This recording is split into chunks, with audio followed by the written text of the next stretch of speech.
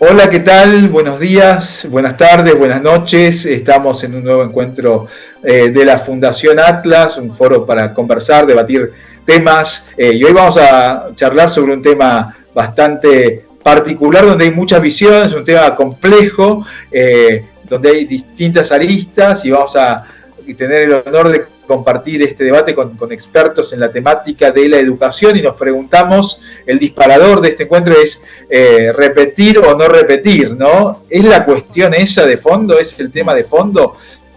Cuando se encuentra abierto este debate en la sociedad y para ello contamos con la presencia de tres expertos con distintos perfiles, voy a ir mencionando cada uno y después vamos a iniciar la charla y antes los invito a contestar la encuesta que hemos puesto en el ex Twitter de Atlas sobre el tema de la Fundación Atlas. Así que bueno, vamos a presentar a Marina Quienas, legisladora de la ciudad, titular de Libres para Aprender. ¿Cómo estás, Marina?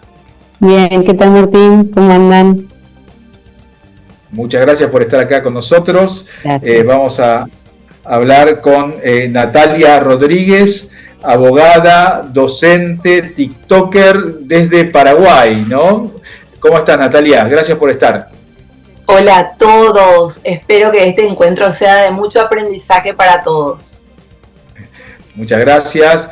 Y en tercer lugar, Juan María Segura. Él es CEO and founder de circusedu.com.ar y presidente y co-founder de Educación 137.org. Así que, ¿cómo estás, Juan María Segura? Hola, Martín, ¿cómo estás? Saludo a todos, gracias por la invitación, un placer. Bueno, gracias. Si les parece, vamos charlando y para empezar a hablar, vamos en el orden que hemos comenzado. Preguntamos a Marina, ¿no? Si el debate de fondo es el de la repitencia, repetir o no repetir en la Argentina para solucionar los problemas que enfrentamos. Gracias, Martín. Obviamente que no, pero en el momento en el que estamos y en la situación que está la provincia y el sistema actual educativo de la Argentina, si tengo que dar una respuesta de por sí o por no, digo que es un desastre sacar la repitencia. Es decir, dado el sistema que tenemos escalonado, el sistema que, digamos, manda una señal, los incentivos están dados por pasar de primero a segundo, de segundo a tercero, está armado así. No creo que lo que primero tengan que hacer, como parece, estamos reformando la educación, es sacar la repitencia. Si uno se pone a ver los detalles de la ley o de la reforma, la manera que tienen de solucionar si te llevaste una materia, no sé si están al tanto, si vos te llevas una materia, digamos, repetís el año, las materias que te llevaste no las cursás en el año que pasaste, sino tenés que volver al anterior, al contraturno. Es decir, ya la logística es imposible, ni hablar de que no tenemos docentes formados para lidiar con alumnos que tengan que recuperar este tipo de materias. Para mí es un desastre. Ahora, si me dejás armar un sistema de cero, no sería necesario repetir, porque si a vos te sale algo mal, vas a volver a repetir. ¿Qué significa la palabra? ¿Volver a hacer lo mismo? Y no, porque si vos vas caminando por un lugar, te caes, no vas a volver a caminar por ese mismo lugar, ¿no? Hoy en día no se puede aprender en base a una nota, en base a un resultado, en base a una estandarización de que todos pasamos. Podemos aprender por niveles, podemos agruparnos por edades, podemos agrupar a las materias también por disciplina. Entonces, de nuevo, repetir o no repetir no tiene que ser la discusión. Es un eslogan, es una manera de viva la pepa en la provincia de Buenos Aires, es que no aprendan, que pasen y tengan el título. Esa es mi visión actual. Es un eslogan político. Si vamos a hablar en serio, hay que hacer una reforma profunda en el cual se deje de lado la estandarización y se pase a la personalización del aprendizaje. Entonces, no vas a repetir, vas a buscar otra manera de aprender lo que no aprendí. Muchísimas gracias, Marina, y le preguntamos a Natalia cómo ve esta discusión y si se da en Paraguay. De hecho, Martín y queridos invitados, les digo que somos muy parecidos en muchas cuestiones y principalmente en educación. Aquí el debate y la coyuntura que tiene actualmente Argentina se presta para definir lo que es la educación libre y lo que es la educación estatal, autoritaria y la discusión obligatoria propiamente dicha. Entonces, como liberales tenemos que, en particular, tomo como una bandera de desmitificar, desde sacar el velo de esa cuestión obligatoria que nos metieron en esas ideas colectivistas desde tiempos muy remotos. Entonces es súper oportuno este debate. Por algo deben suceder estas cuestiones para poder abrir los ojos y entender ese individualismo metodológico que pregonamos nosotros los liberales, con esa cuestión única e irrepetible, con ese aprendizaje del ser humano que es la condición principal de todo ser humano. Entonces, por ahí tiene que ir el debate, esa cuestión privada o esa cuestión obligatoria. Nosotros, como seres humanos que somos, tenemos que entender que somos tan diferentes y esa diversidad hace que nuestras naciones puedan prosperar. Y todo lo que estamos viendo y todo lo que estamos recibiendo es producto del colectivismo. Y ya lo decía Foucault, que el pez no se da cuenta porque está inmerso en el agua y no se da cuenta que vive ahí. Y prácticamente nuestra principal misión como liberales es dar a entender que la educación no puede ser un derecho porque lo dice una ley o porque lo dice determinado burócrata. Nosotros los liberales sabemos muy bien que la vida, la libertad y la propiedad privada es el eje central de esta cuestión. Muchas gracias, Natalia, y pasamos la palabra a Juan María.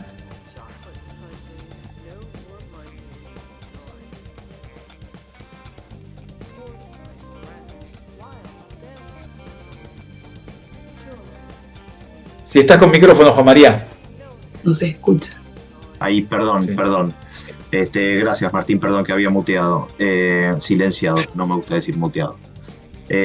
No, que yo estoy de acuerdo con lo que decían Marina y Natalia. Yo creo que efectivamente la cuestión de fondo no es la repitencia. La repitencia técnicamente es una inferencia directa de aprendizaje.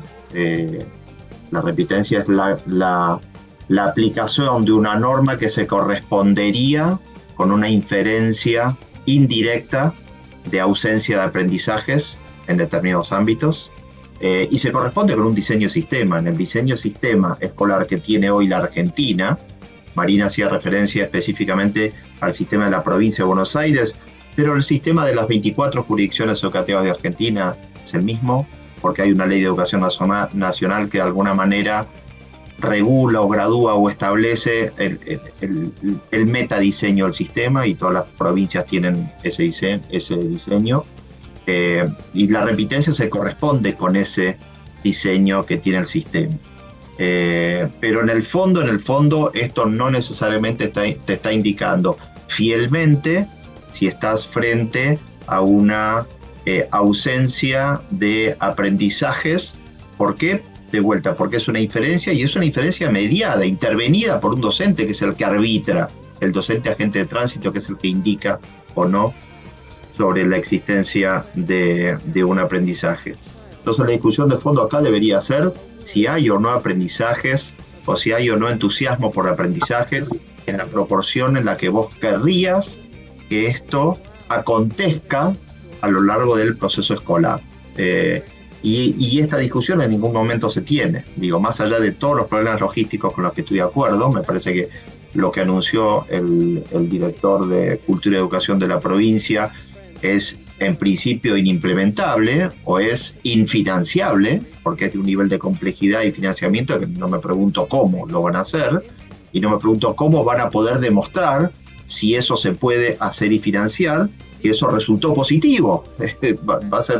Va a ser un embrollo. Pero la pregunta de fondo tiene que ser si nos interesa que los chicos se entusiasmen a lo largo de su proceso escolar, con la idea de aprender.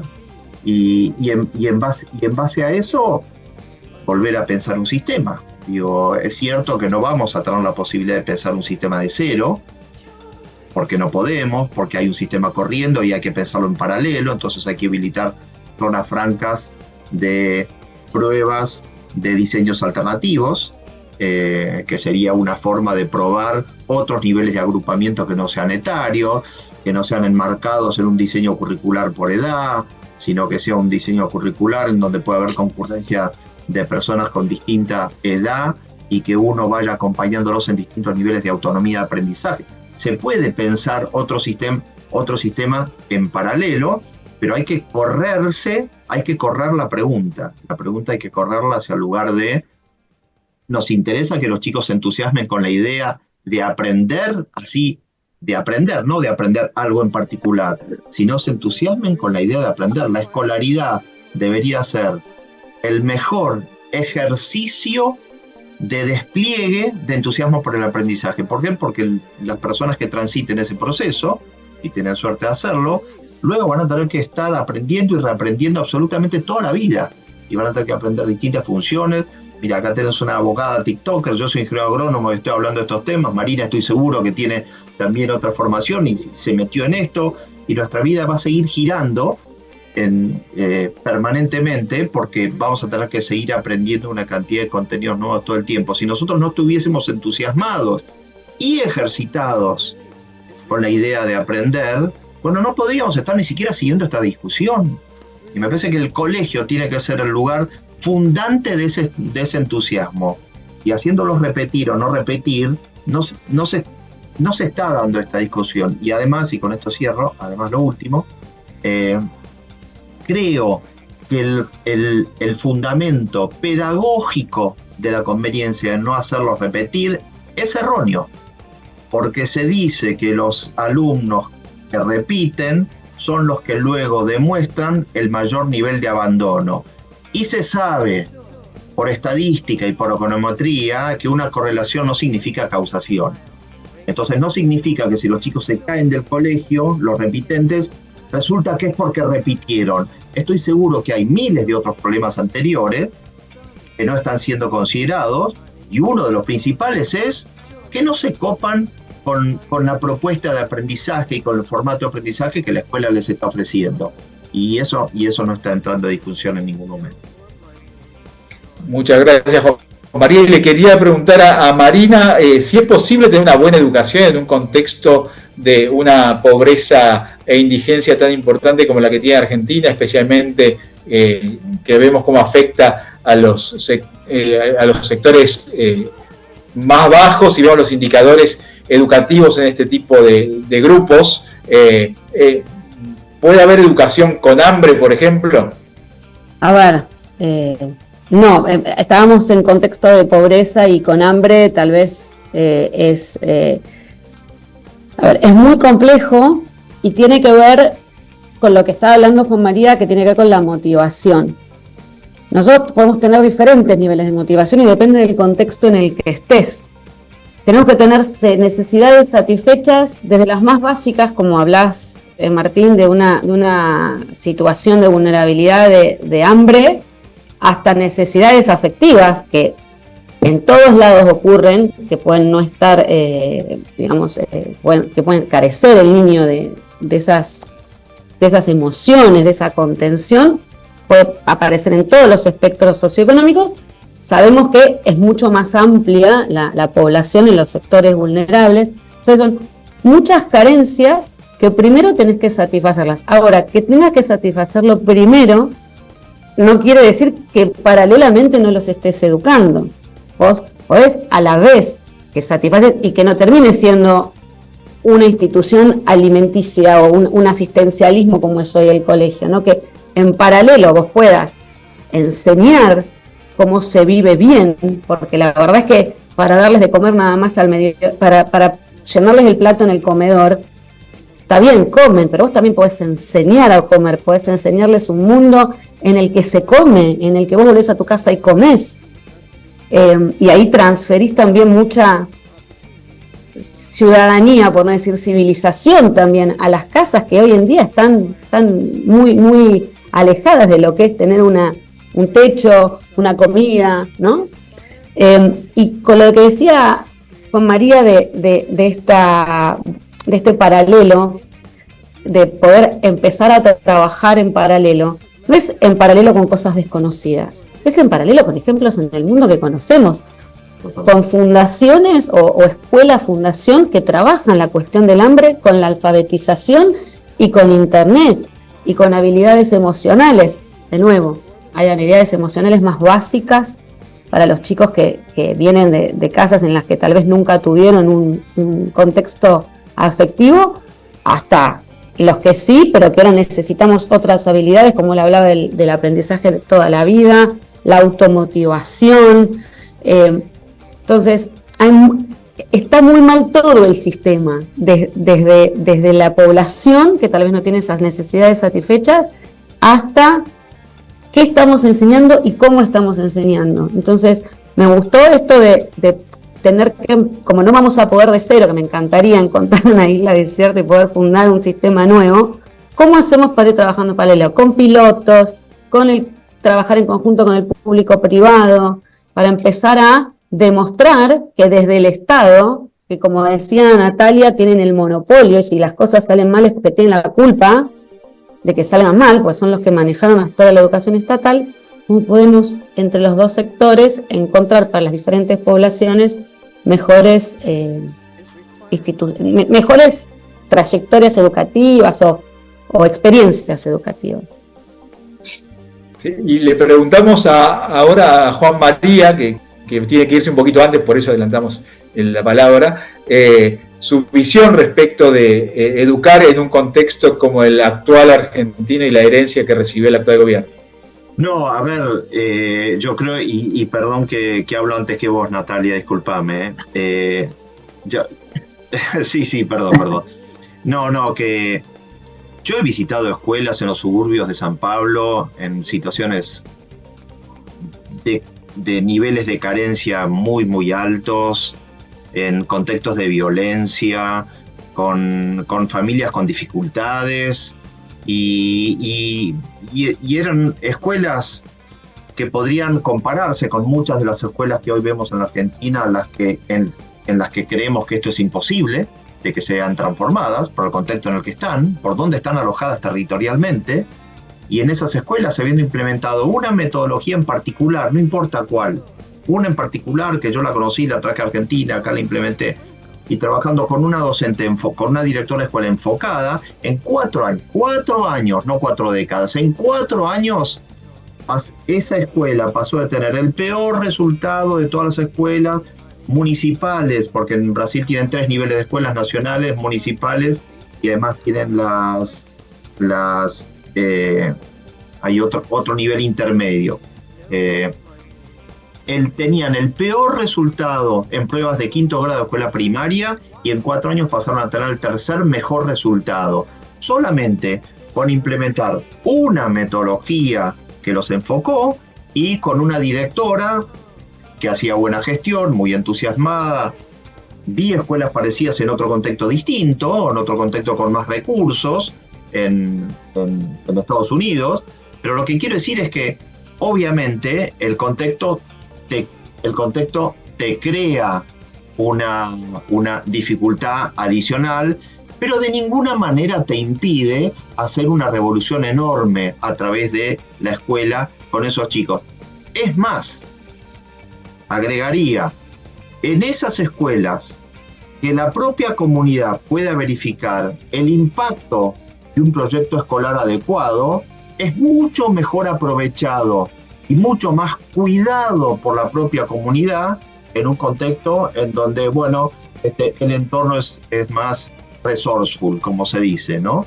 Entonces, no, de ninguna manera, Martín, yo creo que plantea esas restricciones, plantean desafíos adicionales, pero no impiden pensar un sistema nuevo y no impedirían de ninguna manera que los chicos puedan aprender, sino nunca hubiesen aparecido sistemas educativos como el de Nueva Zelanda o como el de Japón de la posguerra, en donde arrancaron destrozados y destruidos y lograron desarrollar sistemas educativos que hoy son admirados por todo el mundo, ¿no? Y arrancaron en situaciones de muchísimas carencias, por supuesto. Muchas gracias, Juan María, y le preguntamos a Natalia ahora sobre esta cuestión, ¿no?, de la educación y la pobreza y cómo lo ve desde la perspectiva de su país. Yo te voy a hablar siempre desde lo que yo entiendo, una realidad, porque hay un principio de realidad, y la pobreza es también parte del ser humano.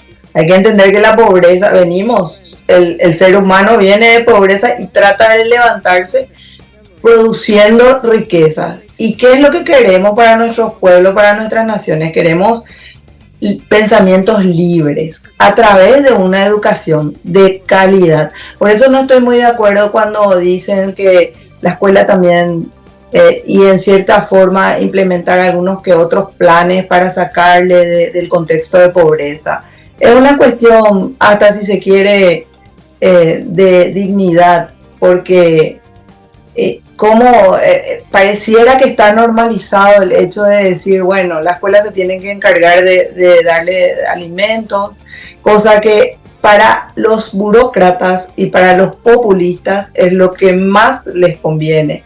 Al decir y alzar esta bandera, entonces sobrefacturan alimentos, sobrefacturan libros, pupitres, infraestructura, y todo pasa otra vez por una cuestión monetaria, una cuestión de plata. Y ahí está también una gran trampa cuando hablamos de la repitencia y no repitencia, porque cuando se habla de una repitencia se busca caminos alternativos para ayudarle a ese joven, y sin embargo estamos vivenciando un hándicap para los brillantes. Estamos queriendo igualar, pero siempre para abajo. Y ahí está un problema grave, porque los populistas quieren escuchar este tipo de argumentos, decir que la escuela se tiene que encargar de la comida, de desparasitación, se da mucho aquí en Paraguay, los docentes tienen que llenarse de documentos, de papeles para justificar determinadas cuestiones que son súper burocráticas, y al final lo que se pasa es un docente víctima de un sistema perverso y político desde todo punto de vista populista. Entonces estamos en una trampa. El liberal tiene que entender que es un eterno aprendiz para salir de esta trampa. Y si no entendemos eso, difícilmente vamos a poder salir de esta cuestión. Es una cuestión de dignidad, si se quiere. No es una cuestión de pagarle a través de la escuela el alimento, el uniforme, los útiles escolares, no. Es que ese argentino, ese paraguayo tenga en su bolsillo plata para poder enviar donde quiera enviar a sus hijos. Muchísimas gracias, Natalia. Y para ir cerrando, quería hacerles una pregunta, comenzando por Marina, si este sistema actual de educación estandarizada, ¿no?, que tenemos, por lo menos en Argentina, que cuando vemos a veces la película y la canción de The Wall, ¿no? We don't need no education, we don't need no thought control, no necesitamos control mental, y vemos un poco el origen de la rebeldía, ¿no?, de los chicos ante la máquina de hacer chorizo, como decimos en Argentina, estandarizada. Si esto se puede cambiar, ¿se debería cambiar o debería seguir siendo así? No, hay que cambiarlo. Igual no quiero dejar de sumar lo que dijo Natalia, perdón, me porto mal, no me pongas una mala nota, pero es esa cuestión del populismo y además de los alimentos y los útiles, las ideas, cómo el monopolio del Estado también te adoctrina y te baja la línea que les interesa a ellos, ¿no? Y eso es para otro, si querés hacemos otro encuentro, pero es enorme, y nosotros en Argentina, no sé en Paraguay, pero lo sufrimos mucho, todo lo que es el adoctrinamiento ideológico. Volviendo a la sistematización, no, es lo peor, digamos. Todo lo que tiene que ver con la inclusión surge porque estamos en un sistema que a alguien se le ocurrió que haya una norma que todos aprendemos lo mismo en todo el país, es decir, en todos los terceros grados, en todos los cuartos grados, en todos los quintos grados. Y cada uno de nosotros es único no solo en las capacidades, también en los intereses, en los ritmos, en el día. Vos, por ejemplo, en la Argentina tenés el mismo calendario en casi todo el país, día más, día menos. Hay lugares en los que tal vez en invierno tendrías que se pierde clases un montón porque el calendario es así, de invierno hay que ir al colegio, en verano no hay que ir al colegio. Eso más macro. Y después internamente en el aprendizaje, hoy la tendencia es la personalización, porque tenemos que salir de este sistema fabricado para las fábricas, fabricado para personas que tenían que estar preparados para ensamblar. Entonces era todo, ¿no?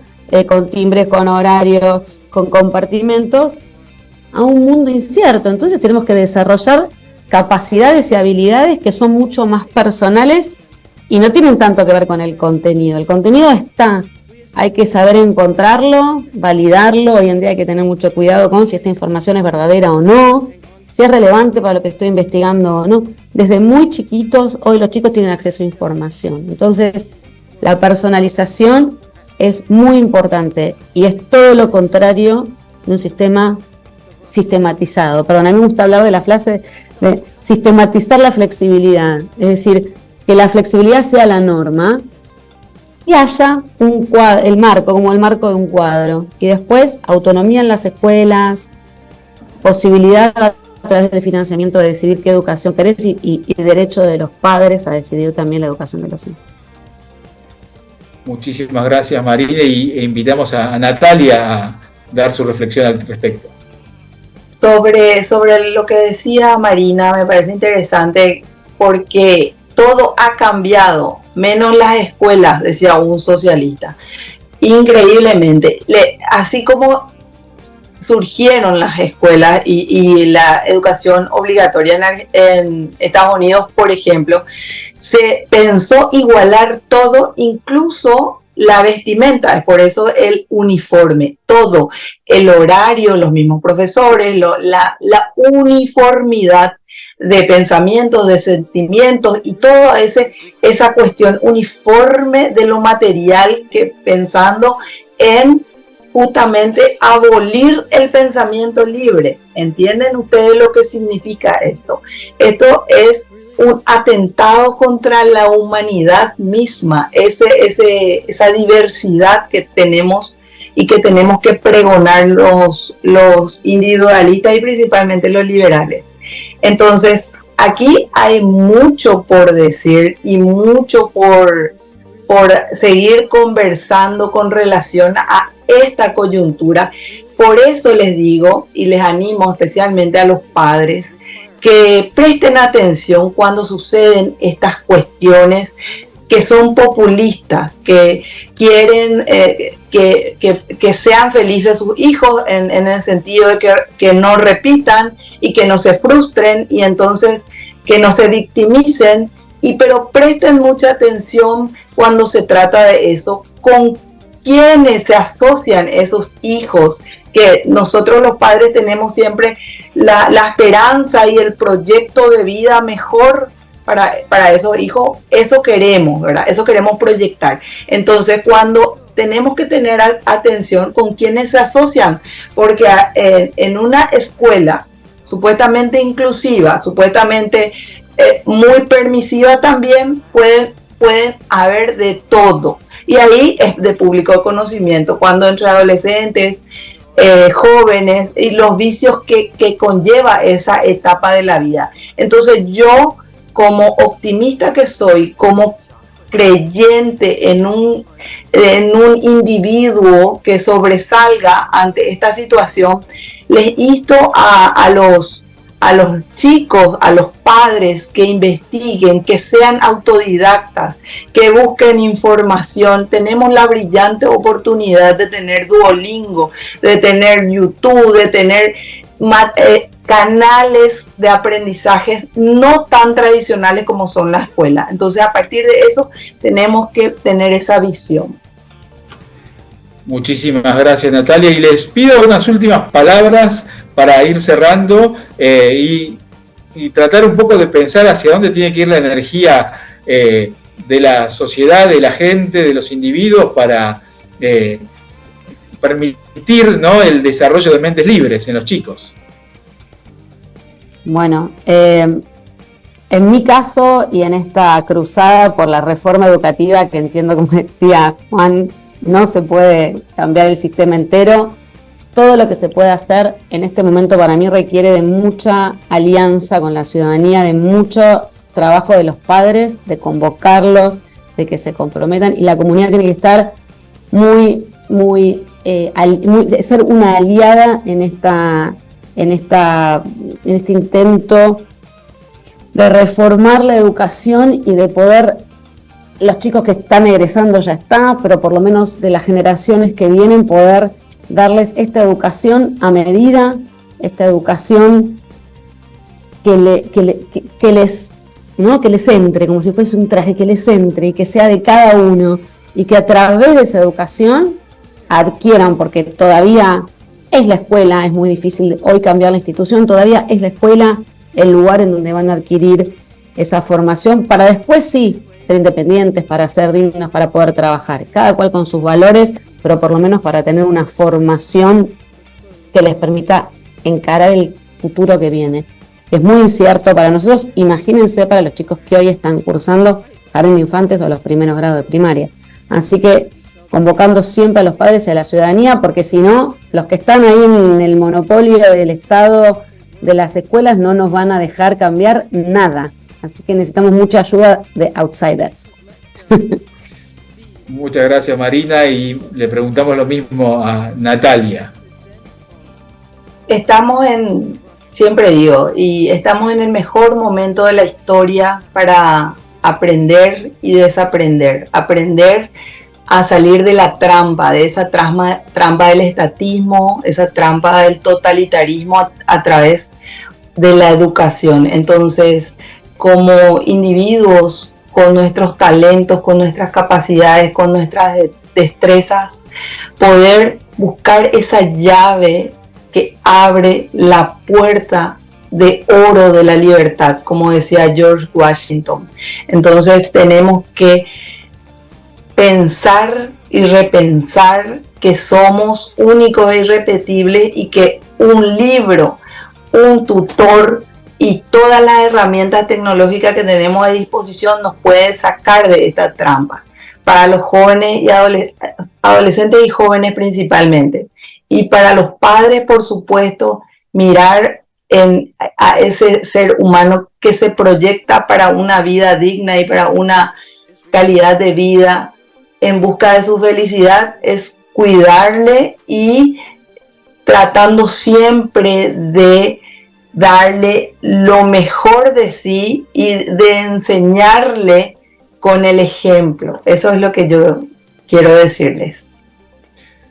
Bueno, muchísimas gracias a Natalia, Marina, a Juan María por esta posibilidad de debatir sobre este tema en el cual a veces los liberales no nos metemos tanto, ¿no? Es un tema difícil, pero es fundamental tener mentes libres para poder concebir y fomentar y dar a luz sociedades libres. Así que muchísimas gracias a todos los que nos han acompañado y seguimos en esta línea debatiendo, reflexionando y buscando alternativas para seguir pensando con nuestra mente abierta para promover una sociedad libre. Muchísimas gracias.